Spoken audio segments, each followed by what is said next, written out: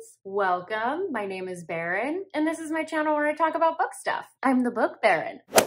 Welcome in. So today the lighting is very low. It's super cloudy, so I'm sorry about that, but we're doing our best here. What are we doing today? Today we're going to talk about some books that I wish I had DNF'd. Not because I want to be shady, but more so because I think sometimes it's really hard to make the call to DNF, and then you push through and then it's not worth it, and then you're even more frustrated. And I just encountered this recently. Those are the books that I just tend to hate with a burning passion, even though they're not necessarily bad, because I'm so frustrated, spent all that time reading this book that I just simply wasn't enjoying. So I'm going to talk a little bit about what the book's actually about, why I picked it up in the first place, why I didn't like it, and also why I didn't DNF it. Hopefully I can kind of go through things a little bit more rapid fire than my normal rambly ways. So without further ado, let's just get into things. The first book I want to talk about is The Nanny by Lana Ferguson. So this is age gap, nanny,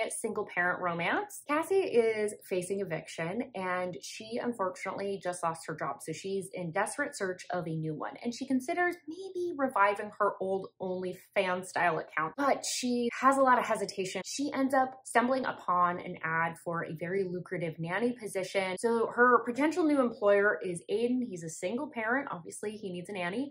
And he is a chef, so it means he's working late nights and he needs someone to look after his daughter. Despite the potential risk, Cassie decides that she's going to take this position. He feels really familiar in some unexpected ways. And Cassie realizes she recognizes him. This is a man that used to subscribe to her OnlyFans account. And now she wrestles with the decision of, do I reveal this information? Because she always hid her identity, so he doesn't know it's her. I think from the synopsis, you can kind of see why I picked this up. Like, that just sounds so fun. I love a good nanny romance, provides a lot of forced proximity, but also him having been like an OnlyFans client, it kind of reminded me of Eyes on Me by Sarah Kate a little bit. Why I didn't really like this is because I was just kind of bored. There wasn't a lot to hold your attention to because the main point of tension is in that synopsis, and that is dragged out for a while. Also, the characters also come across a little bit archetypish, and there wasn't a ton of plot other than what's kind of in the synopsis, so there just wasn't enough justification for the length of this. There's a lot of downtime. Why I didn't put this down is because there was nothing horribly wrong. I didn't hate the characters. Like, yeah, they annoyed me sometimes. It leaned a little rom-com-y, but I didn't hate them. I didn't hate the premise. I actually enjoyed the daughter and her character quite a bit.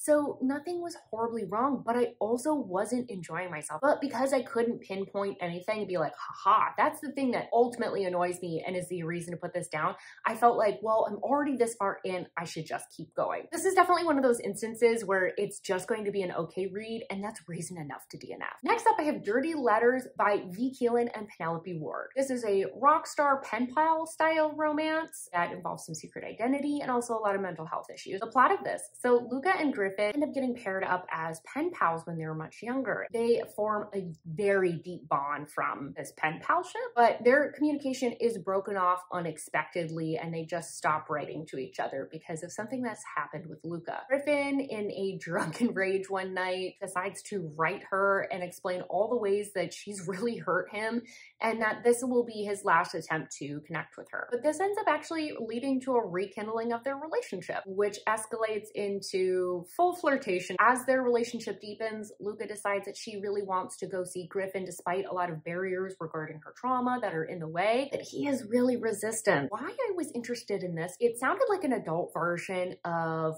Punk 57, and I just liked the idea of having kind of like a grown-up version. Why I didn't end up liking this book, I just didn't connect or care about the characters. It felt like there was a lot that I should be able to grab onto, and so in my mind, the reason I didn't put it down is I felt like other people would connect to these characters, so I should be, and that this is some other sort of issue. So I kind of almost like gaslit myself into continuing, because I just felt like if I put this down and say I don't like it, then this is me somehow like giving the middle finger to books that deal with trauma and mental health issues, which is absolutely not what it is. This is simply just a book that I didn't connect with the characters in. It's nothing more than that. Next up, we have The Confidence of Wildflowers by Macaulay Smeltzer. This is a small town age gap Once again, it's a nanny romance. I swear I like nanny romances. Those are like one of my favorites. I just pick up a lot of them. The plot of this is that Salem doesn't really have a lot of direction. She's 18, she's just graduated. Unlike her friends, she just doesn't really feel like college is for her. She doesn't know what she wants to do. Does she work? Does she go live near her boyfriend who will be going to college? And that is until Thayer Holmes moves in next door and he is a single parent. They get off to a little bit of a rocky start. He's pretty grouchy, closed off, just really focused on his landscaping business and his kid. But Salem, through baked goods and her charms, ends up worming her way into Thayer's life, and eventually he asks her to nanny. That's when those two start falling for each other. Why I was interested in this book initially is it was having a moment on YouTube where everyone was recommending it. No one had a bad word to say about it. Everyone was like, it's so emotional, it's so intense. And because it had the tropes I liked, I was like, of course I'm gonna pick this up. So why I should have put this down? Once again, I was really struggling to connect with these characters. I just felt like they were a little flat. I didn't feel like they had a ton of grit or personality to them. Okay, here is going to be a prime example of why you should DNF books that you're not connecting with, because I'm about to get cranky about this book and I'm really trying to reel it in. I think I did an okay job, but just forgive me if I come off a little bitter. Thayer really felt like his only thing was that he was a single parent and had money. Salem's only thing was that like she likes Diet Coke, she goes for runs because she's got trauma. Girl's just got a lot of hobbies. Like she doesn't have a ton of flavor to her. Once again, this was also a longer book. There wasn't enough happening per page. And by the end, the last twist like made me roll my eyes, which is kind of what I pushed through for, which is why I hadn't put it down. I had heard that there's a twist at the end that just changes everything. It was very emotional, so I pushed through for that. I do not recommend doing that. There definitely should have been way more trigger warnings on this book because that was a pretty heavy topic to have come up at the end. For the amount of book, it just didn't make sense to have that right at the end and then make this a duology. Part of the other reason I also didn't put this down, fun fact, I was on a red-eye going cross country, and so I really just needed something to entertain me. I was horribly bored. I couldn't sleep on the plane. I literally finished this book like when I was like grabbing my luggage. Lesson learned for anybody else, definitely download more than one book if you're planning to travel so you can DNF a book. Next up, we have The Ritual by Chantal Tessier. This is a new adult college romance that involves a secret society. It's dark romance and has some romantic suspense elements. This is about a secret society that is at Barrington University. They are basically devoted to bringing up the next like bigwigs. They are going to be politicians and judges and really just kind of like rule the country. During college, they partake in a lot of training and they are asked to be celibate. So part of their like graduation gift, I guess, in their senior year, they are allowed to take another woman from a select list, and she is essentially theirs for the year. Now, this would be fine, except for our girl finds out that her boyfriend's not going to pick her. He's gonna pick someone else, and she ends up getting selected by Riot instead, who is this man that sort of just popped up in her life. I was interested in this. This was a very popular dark romance for a very long time. I think it still charts sometimes on Amazon. It had cults, secret societies, dark romance. It's all things that I definitely like. Why I didn't like this and why I should have put it down. There were plot holes the size of Texas. It felt like the author was just writing stream of consciousness style, forgot about things, tried to go back and make edits, but they were like really clunky. And so there was just these like weird issues that were constantly coming up in the book where I was like, ugh, and you're getting kind of like half-assed explanations. So why I didn't end up putting this down is I was still newer to dark romance, so I couldn't quite put my finger on what wasn't working for me, because at first I wanted to point to some of the darker elements that were happening, because honestly I just didn't like how they were playing out, and not because of what the actual action was, but what was happening around it. But I didn't have enough insight and enough experience with dark romance to be able to identify that, so I just had this sense of like, I should be liking this, I think, and I couldn't explain why I didn't like it, and so I felt like I should keep going. I was also just interested enough in figuring out why Riot picked her. And this ultimately is really following a pattern of some of the previous books that I've talked about, where it was too long for the amount of plot, and I was really reading for that twist. So lessons learned, don't ever read for a twist. If you don't like the book, you don't like the book.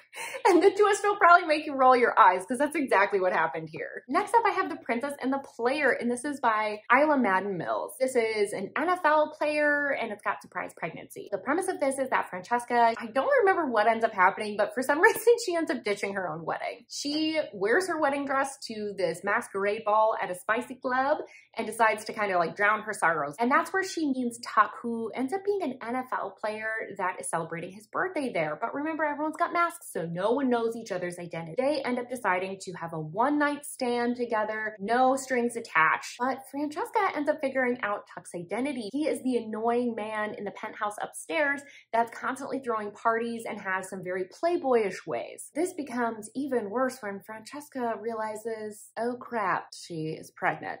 Why I was interested in this is because I do like a good surprise pregnancy book on occasion, and I had already read the first book in the series here and enjoyed it well enough. I liked the characters, I like Isla Madden Mills' writing, so I thought this was a safe bet. I should have put this down. I was very annoyed with the female main character. She makes a decision that sort of looms over the entire book and is made really just to have plot. There's no teeth to this decision. There's no good logic to it. It's just like, nah, I don't wanna. So she doesn't. Why I didn't end up putting this down is because I had liked the previous book and I also liked the first like maybe 30-40% of the book. But this actually follows a pattern that's very common in books that I don't end up liking. I enjoy the setup and the premise, and then the execution after that loses my interest. Something about it doesn't work for me. And because I had liked that first half, I was really hanging on and hoping that I would enjoy the second half. Maybe it would pick back up the third act or something along those lines. So now I know not to do that because this is a very, very common pattern for me now that I've been able to identify. But at the time, I had no clue. I was like, if I just push through, eventually I'll like it. Last one, we have Royal Savage by Victoria Ashley. This is a damaged hero. It's kind of got like a motorcycle club feel to it and romantic suspense. Avalon is 22 years old. She is a hairstylist and she is in a dud of a relationship. So she ends up going out with her best friend to a party, and that's where she runs into a very damaged, very brooding Royal. Something about his dangerous aura pulls her in. And Royal has a good reason for being broody. He's got some trauma. He is constantly angry, brooding, and really keeps a lot of people at arm's length. But something about their connection draws them together. Why I picked this up is I just read a book that had a damaged hero and I was like in the mood for that. Why I should have put it down. One, I was not connecting emotionally with the characters. Are we sensing a theme here? If I don't connect with the characters, it seems like I just don't end up liking the book. Especially when you're talking about someone that has emotional damage. If you're not connecting emotionally with the book or the characters, you're definitely not going to connect with the trauma that they end up letting you know about. I just felt like this read really corny as a result. It felt very Disney Channel or CW. It didn't really feel like, wow, we're really going there. It was like, oh, wow, okay, that's where this is going. Why I didn't put this down is I had read tons of glowing reviews. Normally when I go looking at reviews for books and the top reviews are all glowing, it's usually a good sign that there's something further in that I'll end up liking, assuming that there's enough ratings and reviews in general. Usually if the top ones are very negative, it means that there's quite a few people that don't like this book or it's a little bit more polarizing. These were all positive reviews. Part of the reviews talked about this wild twist and how touching it was. And so once again, I was reading a book I wasn't enjoying. I wasn't connecting with the characters or the twist. I have to stop doing that. Ultimately, I've decided that if the book must rely upon the twist to be good, it's not that good of a book, frankly. It should take a book from being great to amazing or good to great, not okay to great. I just don't think twists work like that. So those are all my lessons learned from books I should have DNF'd but didn't. It's kind of fun to do this because it allows me to identify even more patterns that I have in my reading. So let me know, what's your sign that you should be DNFing a book? Is there like a feeling that you have? Is there an action you take? Do you like go and look at reviews? What's your indicator that you need to DNF? And what's the thing that usually stops you? Is it the amount of time you put in? I'm curious. I want to talk about DNFing because I've had to do a lot of it recently and